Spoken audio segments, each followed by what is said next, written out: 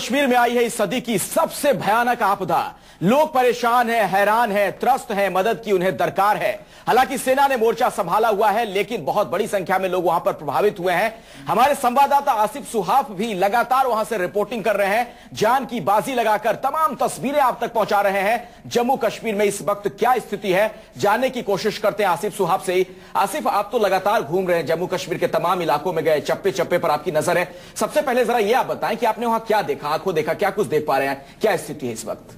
देखिए अखिलेश, आज की बात करें तो आज भी जब मैं गया सैलाब को, आज लगभग 4-5 दिन हो रहे हैं, तो आज भी सिचुएशन इतनी ग्रिम है, इतनी ज़्यादा ख़राब है कि लोग जो है चिल्ला रहे हैं, लोग बिलक रहे हैं मदद के लिए, और लोगों की केवल एक ही मांग है कि उनकी जान बचाई जाए। जो पूरी संपत्ति है, जो एक लोग, हर इंसान बचपन से लेकर अपने जवानी तक या बुढ़ापे तक जो चीज़ें समेटता है, वो सब पानी ने अपने साथ रौंद दिया है, बहा ले चला है। लेकिन अब लोगों को उस चीज की भी फिक्र नहीं है, लोगों को फिक्र है अपनी जान की। आप अंदाजा लगाइए कि पिछले 4 दिनों से 5 दिनों से लोग जो है, एक घर का व्यक्ति अपने परिवार के साथ, छोटे बच्चों के साथ छत पर है, छत पर इस बात का इंतजार कर रहा है कि कोई उसे आए मदद के लिए, उसे वहां से ले जाए। खाने पीने की भी आज हालांकि बहुत किल्लत है खाने पीने की, बच्चों को। आसिफ, अपनी बात आप जारी रखिएगा, लेकिन ये तस्वीरें अपने दर्शकों को हम दिखा रहे हैं। आप देख सकते हैं जो आसमान से तस्वीरें ली गई हैं, किस तरह के हालात वहां पर बने हुए हैं।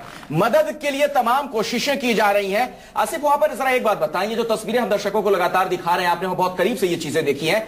भारतीय सेना तो वहां पर मुस्तैद है, सरकार का क्या रवैया है अगर जम्मू कश्मीर सरकार की मैं बात करूं, क्योंकि लोगों में नाराजगी है, नारेबाजी हो रही है लगातार वहां पर। देखिए अखिलेश, सरकार जो है, सरकार तो कहीं नजर ही नहीं आ रही है, सरकार का तो नामो निशान नहीं है। मैं लगातार ट्रैक कर रहा हूं पहले दिन से, जब से ये सैलाब की स्थिति वहां पे पैदा हुई है। पहले 1-2 दिन मुख्यमंत्री को मैंने देखा कहीं सड़कों पर निकलते हुए, मैंने उनको कहीं जगह पे उनका इंटरव्यू भी किया कि कैसे वो कर रहे हैं लोगों की मदद करने की कोशिश। लेकिन मैंने उनसे ये भी पूछा कि आप तो निकल आए हैं, लेकिन आपके निकलने से कोई हल नहीं होगा, क्योंकि एडमिनिस्ट्रेशन को आप बाहर लाइए, जो लोगों की ऑन ग्राउंड मदद करेंगे। आप क्या करेंगे? आप कहीं जाएंगे, आपके साथ लाव लश्कर होगा, वो तो हैम्पर करेगा रेस्क्यू ऑपरेशन को। क्या आपके जहन में आ रहा है किसी बच्चे को कहीं फंसा हुआ आपने देखा हो, या पानी कहीं बहुत ज्यादा हो, लोग फंसे हुए हैं बुरी तरीके से और मदद के लिए आस लगाए बैठे हों?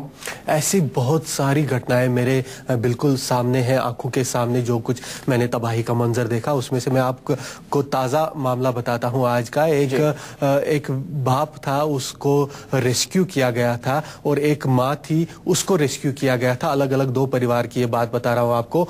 उनके लेकिन बच्चे, देखिए जब एयरफोर्स चॉपर रेस्क्यू करता है तो वो इस हिसाब से उठाता है कि उसके क्या था। अलग अलग 2 परिवार की ये बात बता रहा हूं आपको।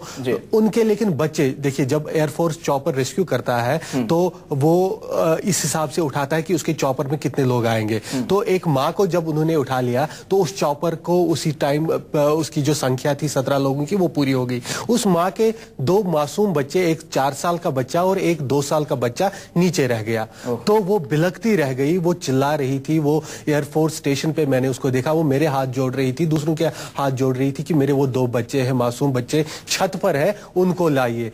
लगभग 70 साल का बूढ़ा व्यक्ति था, वो अपने घर के पास खड़ा था। मैं उससे बात कर रहा था कि आप कितने मुश्किल में हैं, और अचानक से उसका घर ढह गया मेरी आंखों के सामने। वो रोने लगा। आप उससे बात कर रहे थे और उसका घर पीछे से बह गया? जी बिल्कुल, आपने देखा? जी बिल्कुल अखिलेश, वो मेरे साथ बात कर रहा था, बता रहा था कि पिछले 3 दिनों से हमारे घर में खाना पीना कुछ नहीं है, हम बहुत मुश्किल में हैं। यही बात हम कर रहे थे, और अचानक उसका घर ढह गया, ताश के पत्तों की तरह वो पूरे जहलिम में बह गया। और वो जो है बिलखता हुआ मेरे कंधे पर सर रख कर रोने लगा, और उस टाइम मैं भी बड़ा भावुक हो गया, मैं भी खुद को नहीं रोक पाया, मेरी आंखों से आंसू खुद टपकने लगे। जब 70 साल का आदमी, मुझे बिल्कुल अंदाजा है कैसे तिनका तिनका करके अपना एक घर खड़ा कर देता है, मकान खड़ा कर देता है जिसमें परिवार रहता है, और आज वो परिवार बिल्कुल सड़क पर है, उनको न तो ऊपर छत है और न खाने के। आसिफ, जरा ये बताएं, आपने खुद प्रधानमंत्री नरेंद्र मोदी से बातचीत की, खास बातचीत की, जब आप उनसे मुखातिब हुए, एक तो ये बताएं सबसे पहले क्या महत्वपूर्ण बातें आपको नजर आई, उन्होंने क्या कुछ कहा? देखिए प्रधानमंत्री का जो मैंने रवैया देखा वो बहुत पॉजिटिव था, बहुत प्रॉम्प्ट था। वो खुद आए, उन्होंने दूसरे दिन ही बाढ़ के दूसरे दिन वहां पे एक मीटिंग ली और मैंने देखा कि कैसे उन्होंने अफसरों को, जो एयरफोर्स के ऑफिसर्स वहां पे थे, उनको एक तरह से जाड़ा उनको कि आप कर क्या रहे हैं, आपने अभी तक रेस्क्यू ऑपरेशन शुरू क्यों नहीं किया। तो बड़े प्रॉम्प्ट वो नजर आए और उन्होंने जिन बातों का ऐलान किया, उन्होंने बोला कंबल आएंगे, बोट्स आएंगे। हालांकि बोट्स तो उतने ज्यादा नहीं आ पाए, बोट्स की वही मेरा सवाल था कि प्रधानमंत्री तो प्रॉम्प्ट नजर आए, लेकिन क्या पूरी मशीनरी वैसे मुस्तैद नजर आ रही है? देखिए, बिल्कुल अखिलेश, बिल्कुल नहीं। जो मशीनरी, जिस तरह से प्रधानमंत्री का रवैया था प्रॉम्प्ट एक्शन का, एकदम तेजी से, उस तरह से एडमिनिस्ट्रेशन और जो बाकी मशीनरी है वो काम नहीं कर पा रही है। अगर कर पाती होती तो शायद आज थोड़े हालात सुधर गए हो। इधर तो फिर भी भारत में जो कश्मीर, जम्मू कश्मीर है, वहां पर तो मदद इस तरह से लोग पहुंचा रहे हैं, भारतीय सेना मुस्तैद है, लेकिन जो पाक अधिकृत कश्मीर है वहां पर तो हालात और खराब होंगे। क्या कुछ अलगाववादी या आतंकवादी जो नफरत की बीज बोते हैं कुछ कर पा रहे हैं ऐसे माहौल में वहां?